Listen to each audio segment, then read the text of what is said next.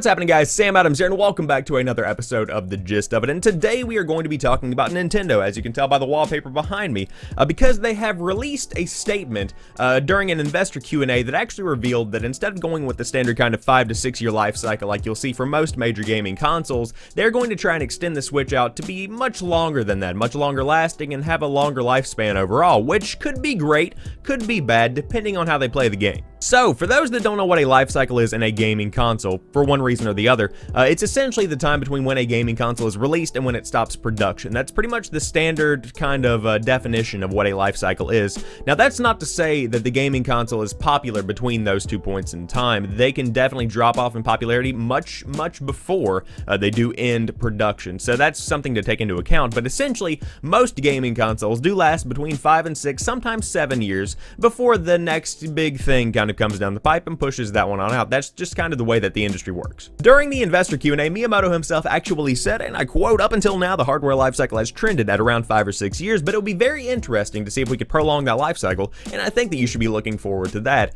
Now, that could be a very, basic statement for a lot of people, but I personally feel like there are a couple of layers there that can be broken down. The first statement that's really interesting here is the fact that it says it would be very interesting if we could prolong that life cycle. That means that there isn't a specific plan in place yet. They're just trying to kind of find ideas in different ways to stretch out how long the Nintendo Switch is going to be appealing to the mass market. And I feel like Nintendo Labo is a fantastic example of how they're going to be doing that, because that's something that has never been done before, using cardboard to make different kinds of peripherals to use a gaming console in a way that it has literally never been used before. That's the kind of innovation that is going to stretch out the life cycle of the Switch, even if it is to a younger generation of gamers. That's just kind of a great idea and a great way to stretch out the entire life cycle of the console. Going on later in the Q&A, Miyamoto went on to say, "Our ultimate ambition is for a Nintendo Switch to be owned not just by every family, but by every single person. If consumers come to take it for granted that everybody has a Nintendo Switch, then we can create new and very Nintendo genres of play, and Nintendo Switch can have a life apart from smart devices and other video game systems.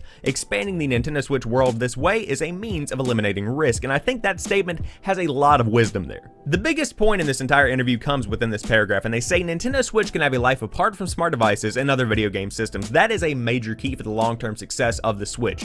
And that's kind of what we're seeing today, because you have the PlayStation 4 and Xbox One pumping out the superior graphics, if we're being honest. If you're going to be playing Skyrim, it is going to look better on your PlayStation 4 Pro or your Xbox One X. It's just a fact as compared to your Nintendo Switch. That's just what it comes down to. But you have these unique ideas like Labo, like we were saying. You have these unique worlds like Odyssey and Breath of the Wild. You have these very Nintendo genres that are only found on the Switch, and that is the bread and butter of the console. That is what is going to stretch this out to potentially be an entire decade of Switch success, and I can actually see that happening because of what we've seen with the 3DS itself. Coming out in 2011, the 3DS has been on store shelves for 7 years as of this year, which is still, man, I feel old. But with that being said, the 3DS was pushing the boundaries of what technology was capable of, because everybody was pushing towards 3D technology. That was the big thing back then. Everybody loved the idea of having the access to 3D without having to wear some kind of stupid looking pair of glasses. Now, of course, the industry has trended away from that and gone more towards 4K and higher resolutions and higher frame rates, as I'm so thankful that it did.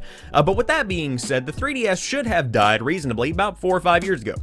Because 3D kind of started to die off, but Nintendo adapted, made very specific kinds of games for the 3DS and games that catered to that specific audience, and they have stretched out the life cycle of that console until it's still going strong in 2018. In fact, it's a major part of Nintendo's huge success. Of course, the Switch is slowly taking over, but still, the 3DS is out there on the grind, and it's a very respectable console. It has a great catalog of games. If Nintendo can take those elements of success that we're seeing with the 3DS and apply it to what's going on with the Switch, I have no doubt that the Switch itself could be a 7, 8, 9, maybe even 10-year console. Now, are the graphics going to be, pushing the boundaries of what's possible? No. Is it going to be the most state-of-the-art piece of technology out there? No. But are the experiences going to be ones that fans love? Absolutely. And are there going to be unique ideas that are only seen on the Nintendo Switch?